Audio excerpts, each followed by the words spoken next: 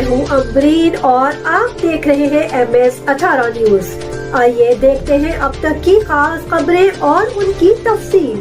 خبر شامل کر کے قصور سے جہاں پر جگہ جگہ لگے ہوئے گندگی کے ڈھیر اور ابلتے ہوئے نالے نے مصطفیٰ آباد عملہ کے پول کھول کے رکھ دیے، جیسے کہ علاقہ مکینوں نے اس کا کئی بار احتجاج بھی کیا اور ایڈمنسٹریٹر مصطفیٰ آباد کو درخواست بھی جمع کروا رکھی ہے، جس کی تاحال کوئی کارروائی ابھی تک نظر نہیں آ رہی، جبکہ اہل علاقہ کا کہنا ہے DCO قصور سے درخواست کرتے ہیں ہماری اس گندگی کا فوری طور پر نوٹس لیا جائے اور املا بیچ کر ہماری فوری طور پر صفائی کروائی جائے اور علاقے کی صفائی کا نوٹس لیں اور ہماری صفائی کا خاص خیال رکھا جائے۔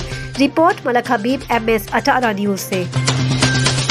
یہ تھی اب تک کی خاص خبریں۔ حالات حاضرہ سے باخبر رہنے کے لیے دیکھتے رہے MS18 نیوز۔